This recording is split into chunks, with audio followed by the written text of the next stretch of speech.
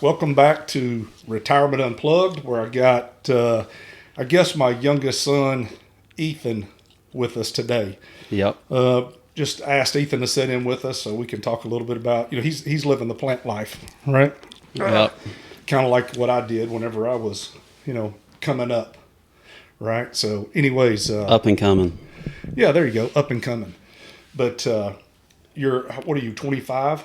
Yep. 25.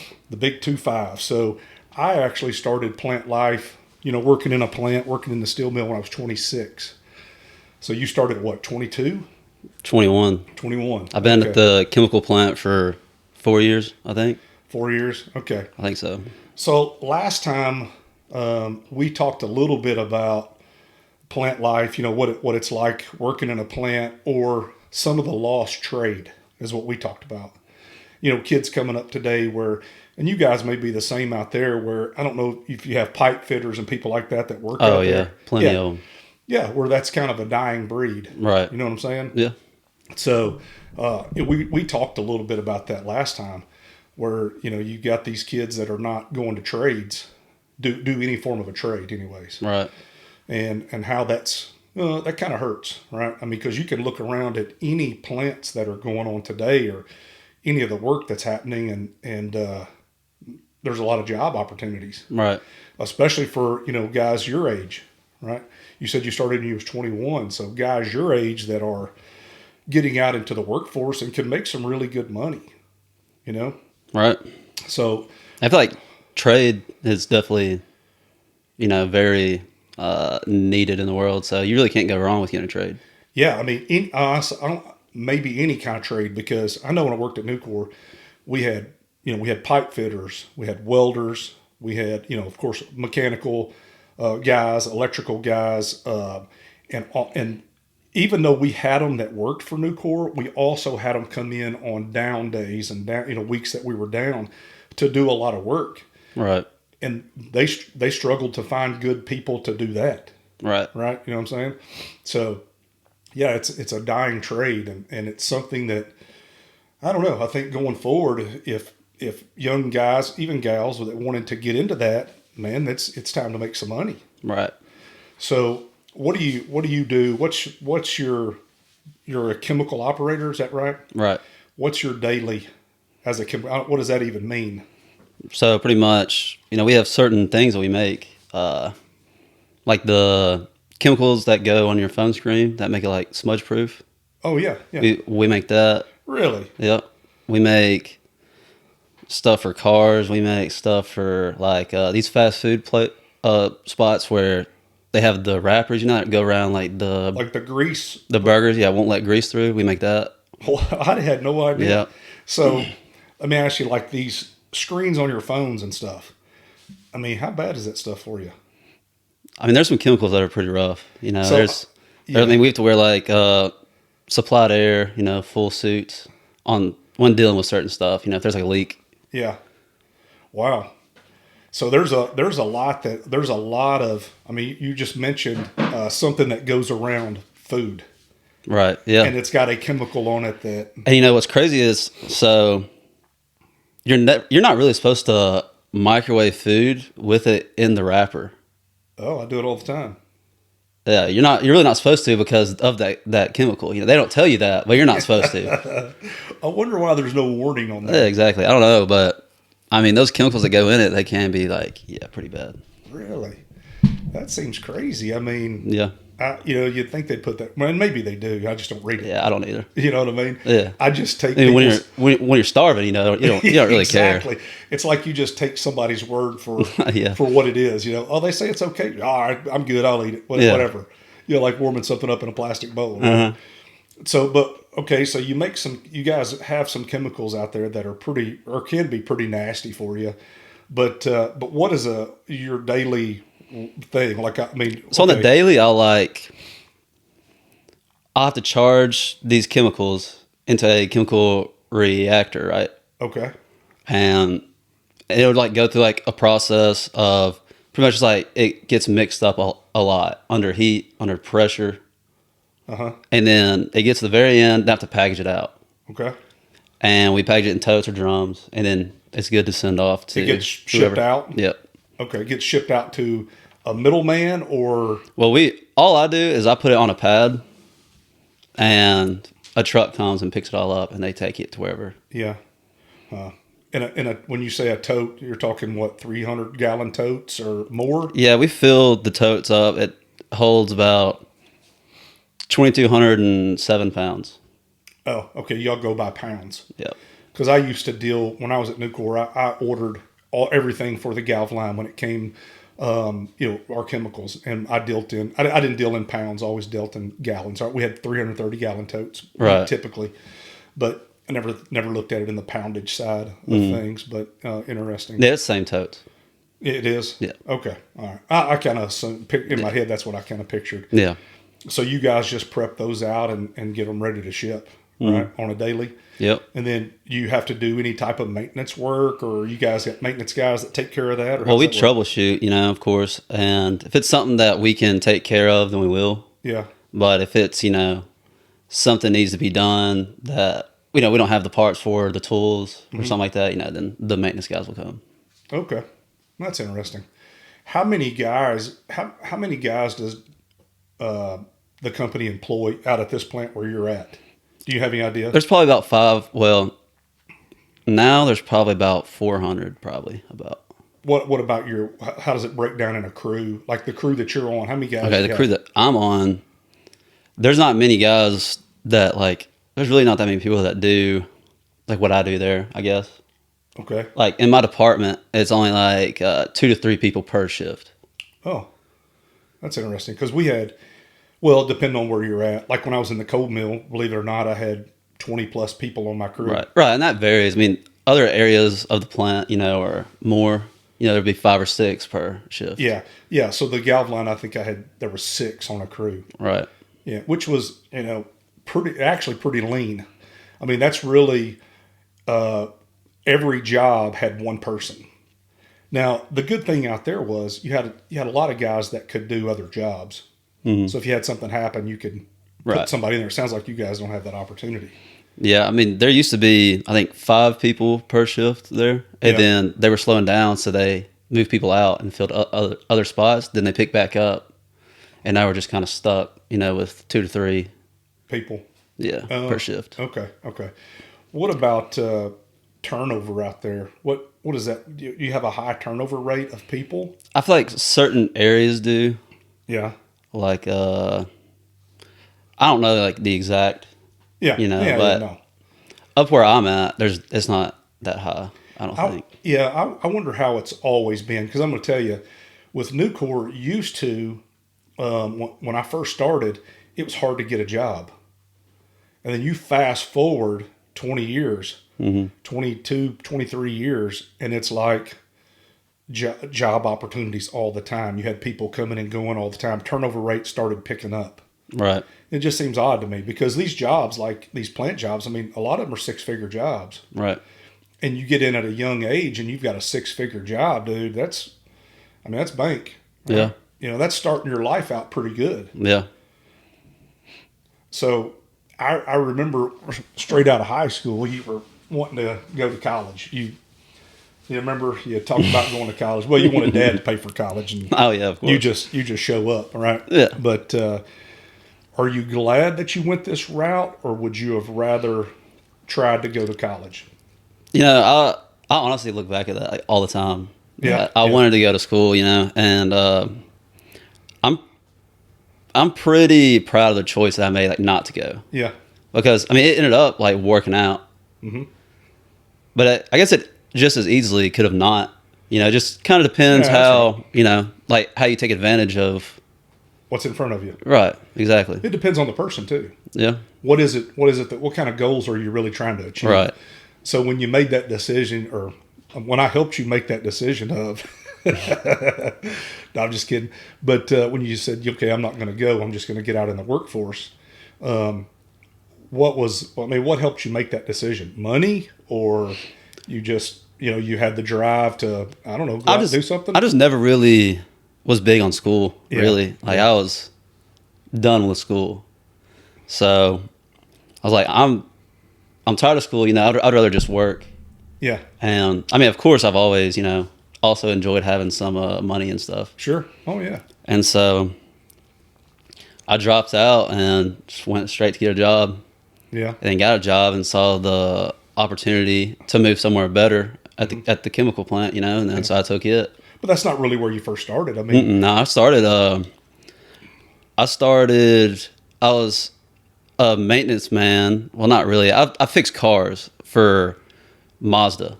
That's what I started. I was like that was like the quality job or something like, or well, it was like a craftsman job, is what they called it. Yeah. And so pretty much a car would be on the line, and if it messed up, they'd take it off the line, and I'd have to fix that car. yeah. So like a robot or something could mess up the welds, and I'd have to re-weld it. Stuff like that. It was just odd and end things. Yeah. Yeah. I'll be dang. Yeah. But I remember when you started at Toyota, Mazda, Toyota, whatever that's called. Yeah. Driving, I always said, dude, I'd hate to drive over on that 565 every day. Dude, it was terrible. Like, I mean, it wasn't always bad, but sometimes I'd get off work. I'd always get off work around like 3 o'clock. But sometimes it'd like push like that 4 or 5. Yeah. Yeah. It'd take me 2 hours just to get home, and it's like 20 minutes away. I mean, Exactly.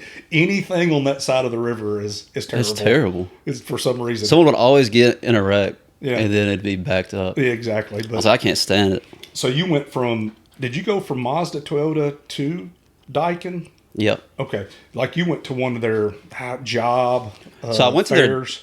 I actually went to their job fair and talked to I know them now, but I Yeah. talked to this girl, and she was like, well, actually you were supposed to like pre-submit your application in, so you can't even like do the job fair. And I was like, oh, and she was like, but I'll tell you what, like since you came up here, like if you submit it by tomorrow, then I'll still let you like interview for the job. It was actually me and my buddy that went. Uh-huh. And so I went back home and I sent it in, and he also did the same thing. And yeah, we both got that job at the same time. Is he still out there? Yeah, he's still there. Yeah. And yeah, so That's interesting. So, which Nucor always had those job fairs and stuff too, but just to kind of get a feel for, what's out there in the workforce. right. Because, I mean, honestly, it's tough finding good employees. It's good people that actually have the same culture as, I don't know, I say the same culture as what the company thinks they have. You know what I'm saying? Mm.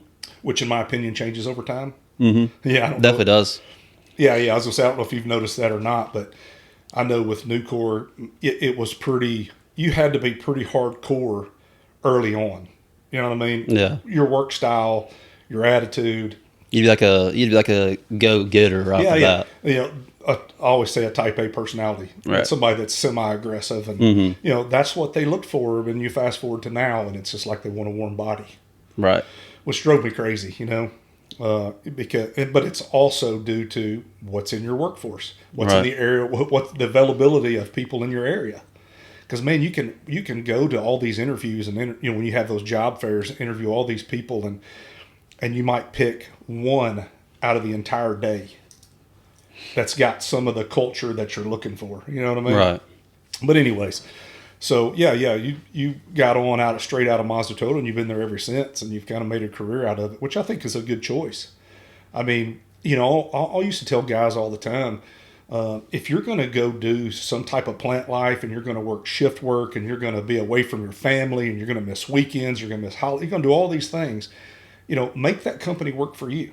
Right. And you know what I mean by that? Like, and you're doing some of that, which we'll get into, but when I say make the company work for you, use your money to help you out in life, do other things. Right. I mean, we always made enough when I worked at Nucor, even when I started, we always made enough money to get by for sure. But I wished I would have extended myself out to do some different things, similar to what you're doing now. But I'm not going to sit here and say I pushed you to do those things, but I've always said, do something more, Right. do something more. Right? Because I wished I would have, but I didn't think about that back then, or I didn't have that thought process, I'll say. Right. I had drive to work and be good at my job, but I didn't have that thought to do more outside. And I wished I would have, because I think I could have left Nucor a long time ago. Right, and that's funny too because my supervisor at work, like whenever I first started, he told me, he was like, Ethan, you really need to use this money to like start something else. So like maybe then you don't have to work shift work your whole entire life. Yeah. Like Yeah, use this exactly. money to do something else. It was my supervisor at work telling me this. Yeah, Like, well, it's because he's lived it. Yeah. Because what's he? He's my age, probably. yeah, I think he's been there for like 20 years. Yeah, exactly. I was at Nucor for 28 years. Yeah. It's funny. I was at Nucor 28 years. I didn't even start till I was 26. I was in the ag industry before that. Getting old. Yeah, it shows, don't it? It shows. But anyways, so yeah, he's a knowledgeable guy when it comes to that. Or he's made some mistakes along the way that he thought maybe he could have done something different, right? Right. And that's how we all learn is through getting out around a lot of other people that have a lot of other ideas. I mean, you probably can attest to this, but when I worked at Nucor, man, there's people from all walks of life Oh yeah, for sure. that came from other plants, that came from self-employment, that came straight out of high school, that were maybe that's already been in the workforce for 20 years, older guys that were, it's just a whole, it's a big gamut of people. And you learn so much from that group of people if you pay attention. Right. You know what I mean? And I say that if you pay attention, because some people don't think much about it, but I always did. I always listened to what people had to say about, the job, maybe doing more, retirement, how retirement worked, what you should be doing with your money, all that kind of stuff. You can listen to all those things, but yet pull out of it what's important to you. Right. You know what I'm saying? And that's kind of like I don't know if your company's ever put you guys on to Dave Ramsey. Dave Ramsey's Yeah, I know who he is. Yeah. So, Dave Ramsey talks all that smack, right? Right. About what you should be doing with your money, but yet he probably lives in a multi-million-dollar mansion and Right. that's gated, right? But we don't. But this is what I always tell people, because Nucor actually paid for all of us to go to Dave Ramsey. Oh really? Yeah, yeah. I didn't know that. Because you make good money and you want to make good decisions with that money. So, I went and somebody's like, man, he's crazy. We can't do all that stuff. And I said, that's not what it's about. It's not about going and doing everything that he tells you. How about you go and you pull out of the Dave Ramsey course what is most important to you, and then you use that in your life. Right. Because everything doesn't fit. You know what I mean? Right. That whole system doesn't work all the time. Work for everybody, because everybody's situation's different. Exactly. You know what I mean? So that's why I always say, hey, make the company work for you. Yeah. Have you said anything about the Inky thing? Inky Johnson? Oh, no. Matter of fact, I forgot about that. I did too until you just said that. And I was like, What damn. made you think of that? Because you said, work sent y'all to that, to like see him. To see Dave Ramsey? Yeah, but Yeah. then you got the Inky Johnson guy to come, and like they all saw him too, or we all saw him. Yeah, yeah. Well, actually, Inky was a good story. And actually, And really, it was really all me that did it too. well, that's what I was just fixing to give you some props. I was, and even our HR.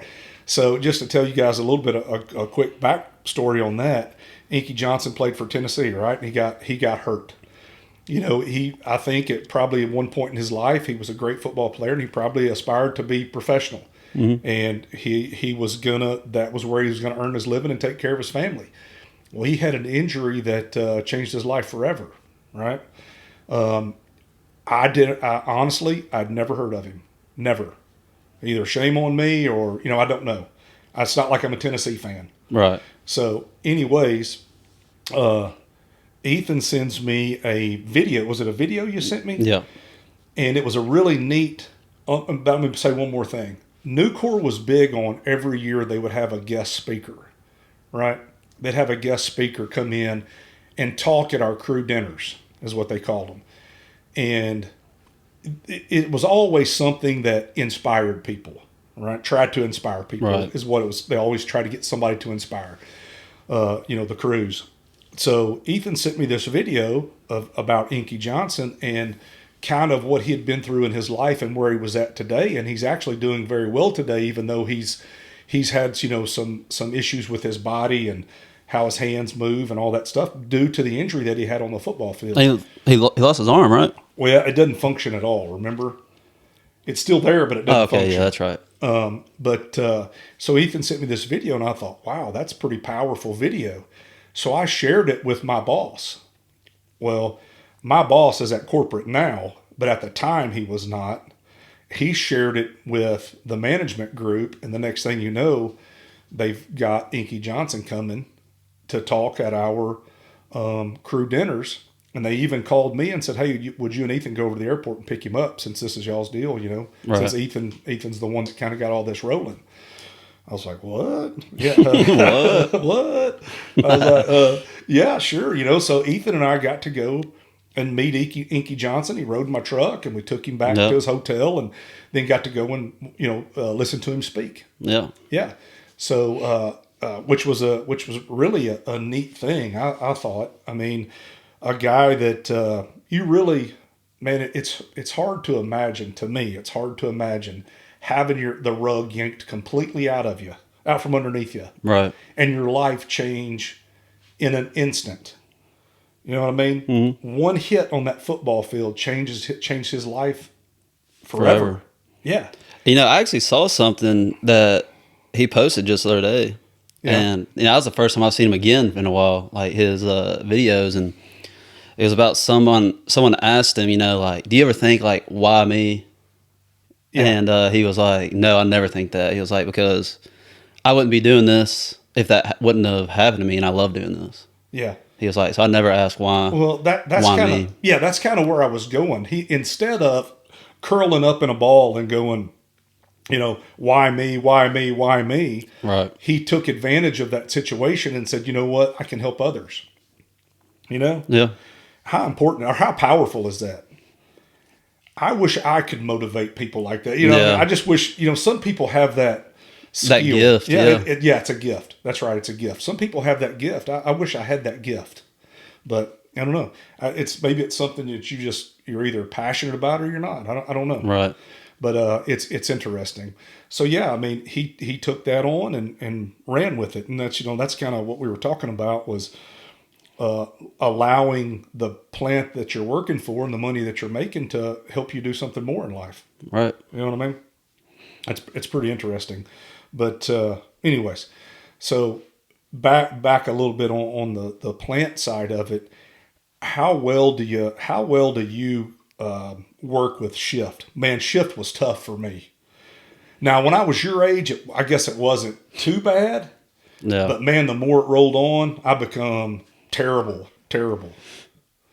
Shift really, I mean, it's not bad. It's not terrible. I honestly like working nights more than I do days. And y'all are 12-hour shifts, right? Yes. Yeah, we were too. I like working nights more than I do days just because, like, upper management isn't there. Yeah. So I don't have to deal with them. Yeah, that's right. But, That's what everybody likes about nights. right. Oh, they hate the sleep part of it, but they like that Oh, yeah, nobody's sleep around. part's terrible. But in reality, I feel like shift work, like, messes with, like, your mental, You think? And, I mean, I know it's known to, like, bring years off your life, your They say that. expectancy or something. Yeah, I don't know who came up with that, but yeah, I think it's true. Oh, it probably is true. Yeah, probably. I mean, you can tell a difference in your body Oh, and in your for mental sure. state whenever you're working nights. Like, you don't move the same, you don't think the same. It was so tough on me when I got older that I just didn't think clearly. Right. I mean, I would get out of bed and be as foggy as what I was when I went to bed. Right. And it's funny, people don't understand it. And I kind of laugh about it. I always say, well, if you were in my shoes or if you're in the shoes of a guy that had to work or a gal that had to work shift, you'd understand. And then you get to see that person work a shift. Talking about me. No, I'm talking about somebody else and how it changed them. And they're like, oh my gosh, I understand now. Yeah. It's funny because you don't understand until it's you. Oh, yeah. You can't even grasp it until it's you. Right. You know what I mean? You can't even think it's true until it's you. Yeah, exactly. And that's what's funny. But shift work was tough on me. Even, I'll say, even when I worked the 4 on 4 off, and that's what I always worked was 4 on 4 off. It was either 4 days off, 4 days, 4 nights off, 4 days back and forth. But my last 5 years, I got to do 4 on 4 off day shift only. But I'm here to tell you that was tough too. I got to sleep a little more, but dude, I got up at 3:30 every morning. Yeah, that's tough. Oh my gosh, you talking about wearing me out? It's like even on my days off, you can't hardly get out of that pattern, Right. and it messes, like you said a while ago, mentally it messes with your head. So, I just wondered because when I was your age, it didn't bother me. When Yeah, it's at not 26, when I started, I'm like, dude, I could sleep with the lights on and the windows open. right. Yeah, it's not. It's really not that bad, but I can see where it could definitely get bad in the future. Over time, Yeah. right? Over time. Yeah, I mean, it does wear. It just like wears you down. That's what it does. I mean, It I've been does. doing it for 4 years, and I see it now. Yeah, and what's bad about y'all, in comparison to what I did, y'all get forced over a lot. Yeah, Y'all get forced to work days where I didn't get that. We signed up for whoever's days were available to make sure they was covered, but we weren't forced to do it because somebody was Really? going to cover it. Yeah, oh yeah, somebody was going to cover it regardless. You weren't forced. I mean, you were expected to sign the time, right. but me as a supervisor, I didn't have to go up and say, "Okay, Ethan, you're working the next two." No, Yeah. I went out to the crew, and if somebody's vacation days weren't signed, I said, "Hey, figure out who's working them and let me know." And remember when I said earlier that people could do other jobs? You had guys that could do other jobs that would pick up the slack if somebody else had something going on. That was the good thing about people having been able to do other jobs. Right. I mean, there definitely is people that can do other jobs. Like where I work at, there's people that used to work there, Yeah, that have yeah. moved out. But it's weird how it works there because they won't let them just come back Well, up there for overtime, because Yeah. they know like you have to get Certified. HAZCOM training, hazmat stuff. I mean, yeah, y'all are way different. yeah, I mean, the chemical side of it, I understand that. Yeah, you're talking about being certified all the time to do things. right, Whereas a lot of our jobs, you didn't need a certification. You just needed to be signed off on certain things, which were pretty much on every job out there. And you needed to know how to do the job and be efficient at it. right, Because what you didn't want to do is go over on somebody else's crew and screw something up and their bonus is bad. right. Because we were paid by bonus. Well, we just get paid the same either way. So. Yeah. So we were paid. Guys on the floor were paid on how well they ran. Right. So you know what I mean. Yeah. So they wanted Someone who somebody knew what they were doing. that was efficient. Yeah. Yeah.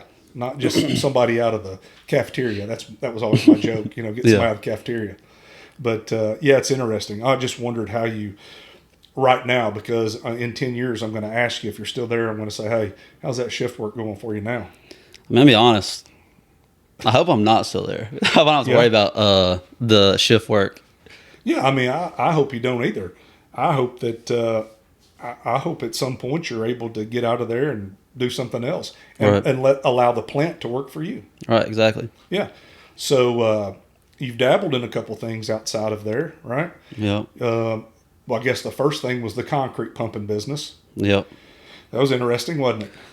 It was something. What made you even want to try that? It was something new, and I kind of took it as like a challenge to start something on my own, and I felt like I didn't really know anybody that did that. Yeah. So I figured, it was like a niche that could be, I could fit into here. A little more work than you thought, wasn't it? It definitely was. But isn't it funny though? You said, "Well, I didn't know anybody that really done it." Blah blah blah. But then when you buy one, you look up and you're going down the road and you pass 4. Yeah, exactly. Isn't that weird how that Yeah. works?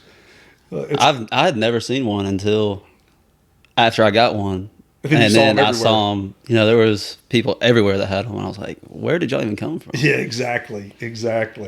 It's like buying a new car. You know what I mean? Yeah.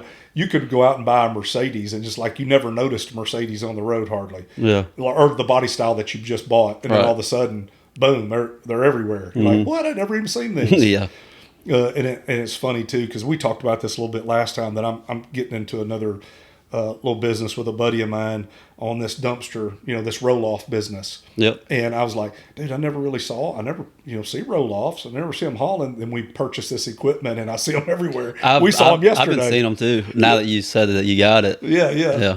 So it's like, man, it's like they're everywhere, but still, I think there's enough room out there for, Oh, I'm for sure. more. Oh, I'm sure. I think a lot of people use them, especially in the construction world. right? But anyway, so yeah, you dabbled in the concrete business. I even got to go on a job with you, Yep. and I ended up doing a little work, and I was just going to supervise. I don't know what Yeah, I was going to supervise. that's what you're best at. Exactly. Yeah, you always got to do what you're best at, man.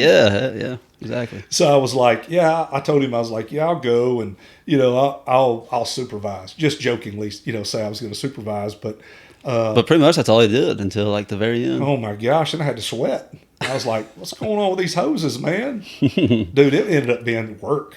I know it. It was work, really. It was work.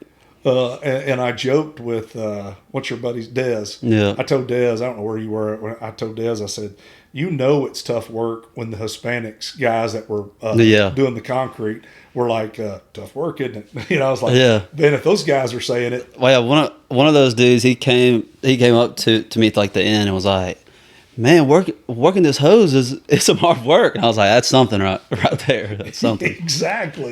exactly right, man. So, but hey, you learned a lot though, didn't you? Oh yeah, learned. That's the good thing to me is, you mentioned the word challenge a while ago. A lot of people don't look at it like that, and accepting that challenge and learning something from it.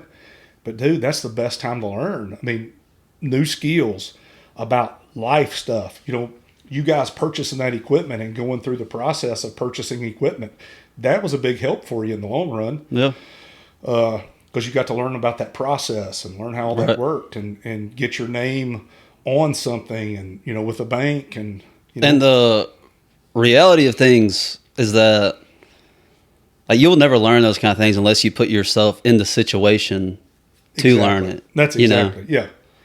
And there's a lot of people that will not put themselves in the situation. Right. I'm one of them. Back then, I just mentioned it earlier. Right. I was like, okay, I've got a job. It's paying my bills. It's doing everything that I want it to do. It's raising a family, buying vehicles, buying a house. I'm good. I don't want to branch out. Right. So I was one of those guys, right? I grew up working on the farm, and I felt like I know a lot of stuff. I knew how to work on stuff. I knew all those kind of things that I really enjoyed. But once I got this job and I was making X amount of money, I got comfortable. Yeah. And that's why the worst thing that could Yes. happen to somebody is get comfortable. yeah. Inky Johnson, get comfortable, thinking your world's going to go down this one path, Yep. and it doesn't. You Right. know? Mm-hmm. Same could have happened to me. Could have got hurt on the job. My path could have changed, and here I was comfortable. I had no other avenues, Right. But yeah, so I look at myself and say that. So now it's funny. I even mentioned it on our last podcast when Christy and I were talking. Is that for some reason, and I've told you this, and I'll say it again, is you've kind of pushed me to do some other things, because I look and I'm like, dude, he's doing it. He's making me look bad. No, not really. I didn't say that, but it's like, you're doing things, which it's not things that I tell you to do, but I've always told you in life to Right. to do more, push yourself a little more, learn a little more. And here I was being comfortable, and I thought, man, if I need to practice what I preach. Right. We're all bad about Oh yeah. not practicing what we preach. Oh yeah. You know what I mean? We're bad about that. I know I am. But so it's interesting. So you got you kind of got away from the concrete deal, which is okay. You sold out, and you got your money back and all that good stuff. Put some money back in your pocket, Yep. and you decided to dabble in some house stuff. Yep. Bought your Doing first, some flipping and such. bought his first flip, rental, whatever. Well, I don't know, whatever. Yeah, it's going to be a rental, right? Rental for now. Yep. Rental for now, maybe sell later. Yep. Which I think you were pretty fortunate on this one. Yeah, I don't know. I've never really dabbled in foreclosures and stuff, and I'll kind of give the backstory of this. Ethan calls me one day, and he's like, hey, man, there's this house I'm bidding on. It's a foreclosure. I'm like, what? And he's like, yeah, the bids close at like 11:30 in the morning or something. And I'm like, okay. I said, it's a foreclosure, and I'm like, you know what foreclosures could be? Could be a mess. Right. You know, because you have to buy them sight unseen. Yep. You could walk into concrete in the toilets or the floor, you know, or a dead body in the attic. You just don't know. You Yeah. know what I mean? Yeah. Or they cooking meth in it, and you got to tear out everything. Right. And you just don't know. But you were pretty fortunate on this one. But anyways, I'm mowing the next morning, and I get my phone's ringing, and it's him. He's supposed to be asleep because you're working nights. Mm-hmm. He's like, "Hey man, I won the bid." I'm like, "Oh my gosh, what now?" Yeah. You remember that? Yeah. I'm like, "What are you going to do now?" And they went back and forth a little bit because it didn't meet the what do you call it, the bid. Yeah. It's I can't even think of it now. You said something. Yeah, I can't remember what it's called, but it's The reserve. yeah, Didn't meet the reserve. didn't meet the reserve. So it ended up they haggled back and forth over that, and we got that squared away. But you know, I was over there. Was it yesterday or day before, whatever day we went over there, and pretty nice home. Yep. I think you made out like a bandit on that one. You got lucky, or I don't know if you got lucky. I don't know. Yeah. You know, it could have went either way, I guess. But I don't know. I did get lucky that you know, the bank, they own it at that point. Yeah. Right. Right. And they had somebody that go in there and take pictures of the whole house, the inside, to make sure it was still like a vacant lot. Right. Yeah. So I got sent all those pictures. So I kind of already knew. Oh, those pictures were newer pictures. See, I was Yeah. worried those pictures were like from it when it first was built. Because I asked them, you know, whenever I won the bid, I was like, is there any way, like anything you got? And I was asking my bank people, I think, and they were able to go in there and pull those pictures from Yeah. it. Yeah. And so I got to see it all, and I was like, okay. And that's the pictures that I sent you. I see. Remember? Yeah, but I didn't realize, and you may have told me, but I didn't realize. I was thinking this whole time that those were just because they had stickers on the on like the dishwasher and stuff, and I was thinking, man, this must be when the thing was built because it was built in like 21 or something or 20. 20. Yeah. I mean, the house is 4 or 5 years old, right? And, Right. and I was like, that's a foreclosure that's 5 years old, and then still got sending you pictures of stickers on it. I thought, okay, Right. I don't know what you're getting into, but anyways, pretty nice home. I'll tell you what, those stickers are hard to get off too. They Yeah. they always peel and the sticky stuff's on there. Yeah, it's a mess. Yeah, you got to do a little extra work. Hmm. But this is going to be, to me, another aspect in life to learn something. Now you're going to learn about some house stuff. Right.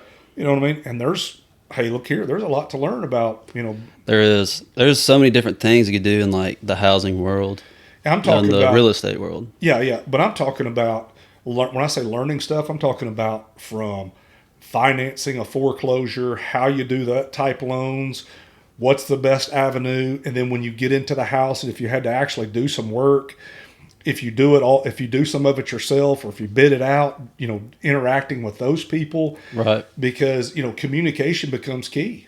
Right. And you're having to communicate as a young man. Yeah. And again, this is something we talked about last time, Ann and I talked about, was communication skills of young people today. Some got it, some don't. Right. But you're having to learn because you're talking to bank folks. You're going to be talking to contractors. Like when you had that concrete pumping deal, you got to talk to customers. Right. You gotta stay in contact with the concrete trucks. You got all this stuff that you learn. Well, it all comes down to communication. How well do you communicate? Yeah. And it's interesting, pretty interesting. So yeah, this is going to be another avenue in your life that you take where you go, in the end, you go, okay, well, I'm either going to continue on with this or I'm going to go, I don't know. Maybe I'll do something else. Right. Right. I feel like I always keep trying until something works. Yeah, something sticks. Yeah, you got to. Yeah. I'm kind of on my second thing just since I retired. I've only been retired 8 months. Yeah, exactly. Which I think is funny. I bought a tractor and that's just hit and miss. I mean, I haven't done a lot, but maybe it'll pick up. Maybe not. I don't know. Just as long as I can do a few things here and there is all I really care. And then this dumpster business, this roll-off business, and we're just now getting started, so hadn't even really got our names on anything yet. Still got to work on a few of those things. We got all the accounting side of it done. Got to go to the bank tomorrow and open up a account for our business, and then we'll get rolling. So it's interesting. This is my second thing that I've done just in 8 months. Maybe this is all I'll do for a while. I'm kind of hoping this roll off thing takes off. Oh yeah, same. I am too. Because it's not strenuous work. Yeah, You know, then maybe you can give me some money or something. yeah, yeah, no, I've give plenty, but yeah, so interesting. So yeah, you're going to learn a bunch of new stuff because, like you mentioned a while ago, the housing business, man, there's so much stuff, There is. and you haven't even dabbled into what it takes to be a contractor, what kind of license it takes, what kind Right. of tests, what you have to know, all that stuff. There's a lot. There is. Some people make it look easy. My buddy built this house. He makes it look easy. Yeah, he does. But I know it's not. I say that. I know it's not until you actually do it a few times, Right. and you kind of got some time under your belt. Then it becomes second nature.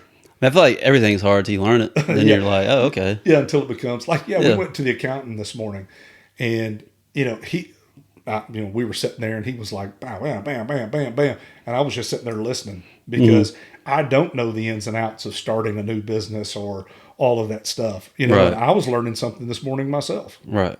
So anyhow, it's pretty interesting. So hopefully the housing stuff will stick with you. I think there's money to be made there. Yeah. I think over time, I think it's something that could be enjoyable. It's never going away. Right. Someone's always gonna have to have a place to live. Yeah, a place to live. Now I'll say it can be ups. There's a lot of ups and downs with the market. Of course, we're in a down market now because interest rates. Right. But at some point, what's going to happen? It's going to, they're talking about by the end of the year. That's what I've heard. Yeah, it's what I've heard too. Maybe I heard it from you. I don't know. I heard it from somebody. But so, anyways, interesting stuff. Let me ask you this. So you're a young guy. What do you think about what are you doing now so that you can retire at a decent age? Like 401k wise or investment wise? Yeah, both. Because let me just say this. For me, when I was your age, I knew nothing. My parents didn't teach me anything about it. My parents didn't talk to me about any financial stuff, how to do things, nothing. That it never came up. Now, did I pay attention? Yep. My dad had credit cards, that he used. He could go to the bank and just say, "This is what I need," and take care of it. I watched him do that kind of stuff, but he never told me anything. Like I've never had credit cards. I've never, I can go to the bank now and do what I need to do. It's stuff that I learned. It's not anything that he's ever taught me. Right. And then when you think about 401ks, I mentioned earlier that the older guys, when you work for a number of years at a place, as you pay attention to what people are doing and what people are saying and how things are working and all that. So that's kind of how I learned. But what about you? What are you doing to prepare? Because I think you've got a better opportunity even than I did. Even though I made great money, and I always kept putting a lot of money into 401k as much as they'd let me. Right. I've always done that. Even during down times, I've done that. Mm-hmm. And it paid off for me. I retired at 55. Yeah. But it's something I learned from other people. Now you're starting out at, what'd you say? You was 21 when you started out there. And there's probably some things that I've told you along the way or, talked about along the way where my parents didn't. So what is your plan for, being able to retire at a decent age? Well, I put my 401k, I think I put like 12% goes into my 401k. Yeah. Every time I get paid. Right. That's right. And then I invest in some stocks and stuff. I used to do like the whole crypto thing. Yeah. Some, but Yeah, I I remember don't. you used to mess with that. Yeah, I don't really do it anymore. I don't know. It's just sketchy at this point. Crypto is sketchy? I feel like I don't know. Like I want to get into all that. Yeah, but, that's fine. So now I do some investments of my own. Like on some apps, right? Yeah. And my 401k, I got that. That's Yeah. pretty much all that I do, really. Yeah. Just those two. I knew there's some guys whenever I was working, I started in Arkansas. And when I worked in Arkansas, I actually knew some guys that didn't even put money in their 401ks. Really? Yeah. Yeah. I had a guy tell me one time, we were sitting around in the break room talking, and we were talking. I can remember we were talking about 401ks, and he's like, "Yeah, I don't invest right now." And he had already been at the time. He had been working for Nucor roughly 8 years. I think he had told me, and he had never put in. I'm like, So he missed out on like a lot of money. potentially. Yeah. Well, I'll be honest. Nucor wasn't as strong back then as what it is today. Nucor to me, in their 401k and really make the corporation making money came about 2004, Right. 2005 time frame. And I started in 97, right? And my 401k really wasn't, by the time 97 to 2003, 4, something like, it wasn't that great. So I don't know how much money he missed out on. He missed out on some, right? Right. In my opinion, but he told me back then, he's like, "Hey, look, I built a new house. That's my retirement." And I thought, what? I mean, how can that be retirement money?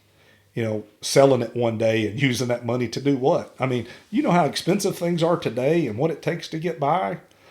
I just don't. I couldn't understand it back then. Of course, I still don't understand it today. But Yeah, I don't either. I mean, I guess the equity of the house was his retirement. I don't know. yeah, I mean, I guess, and I would assume at some point he started putting in his 401k.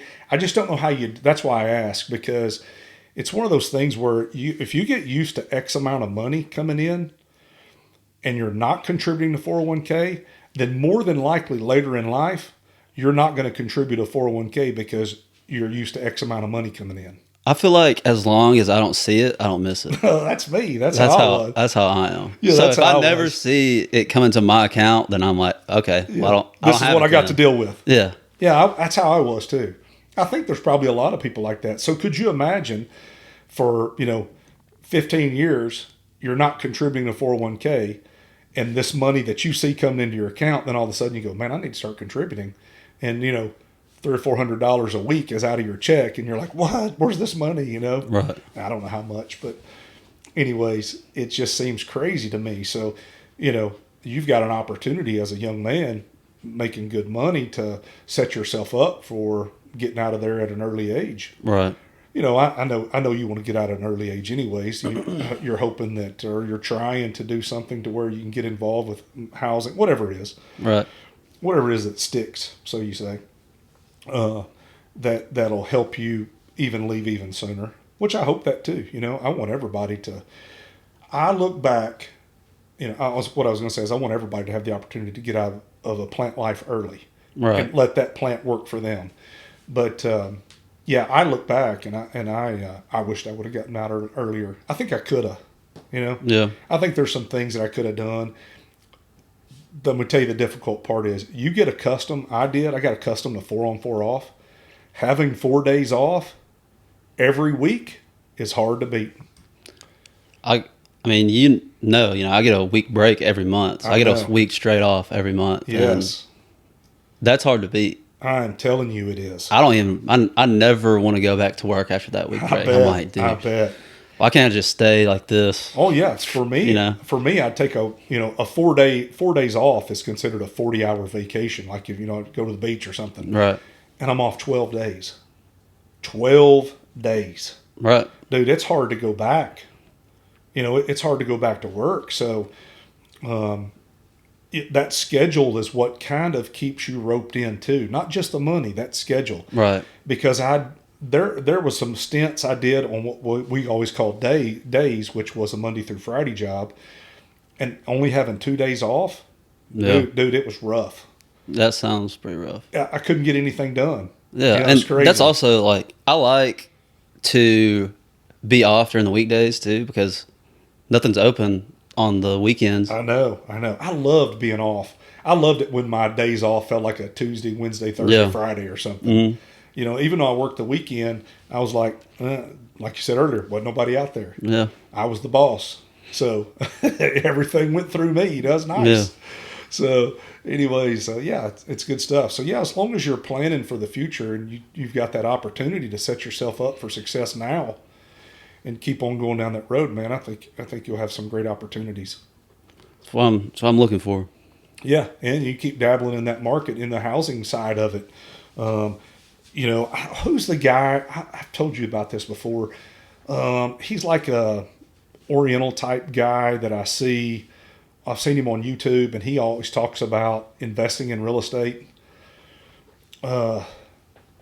Yeah, remember I've talked to you about him before, and you knew exactly who I was talking about then. Maybe you just can't think about it now, but man, that guy always said that's every bit of his money goes into real estate, real estate, real estate. He's man, I can't remember, but anyways, so you know if those guys like that's what they and he's a millionaire. I mean, he's a Right. multimillionaire. If real estate works for them, I mean, it's got to be it's got to be good for everybody. Right. Like I said, there's going to be ups and downs by all means, but dude, there's just a lot of opportunity. I wouldn't want to be a realtor, but I would want to dabble in. Right. If I was younger, I don't want to do it now because I'm at an age where I just kind of want to coast along and just do a few things here and Right. there. I feel like everybody's got like their own path. Yeah. You know. Oh, sure. My path is laid back now. Yeah. laid back lifestyle. Path is to the couch Or to the fridge. or to the fridge. Yeah. Yeah, one of the two, man. Hey, you got to have goals. Got to have goals. All right, what else you got? What else you got for us? What else do you got for us, Nah, I don't have anything else. Well, I guess we'll get off here. I appreciate you coming here and talking with us. man? Yeah, anytime. Always I wanted you to come on here because the perspective of a guy in his 20s today is different than the perspective of a guy in his 50s today. Right. Even when I was your age, my perspective was different than what yours is today. You know what I'm saying? Mm-hmm. I think, I'm not a social media person like I never really have been. I'm a little more now than I was, but there's a lot of opportunity, and you everything's kind of at your fingertips at the age Right. that you're at now, where you can see things or you can get information. Back then, you couldn't. Information. You had to go to the source. Yeah, exactly. Oh, that's 100%. Yeah, you had to go to the source and get it. So I just think you have some opportunity, and that's why I asked you to come on here is just talk a little bit about that kind of stuff and and get your perspective on it. So I mean, I think you're heading down the right path to do some good things. But anyways, I appreciate you coming and talk to us. Yep. So hey, we're gonna get off here. Like, subscribe, tune in, all that good stuff. We appreciate it. Peace out.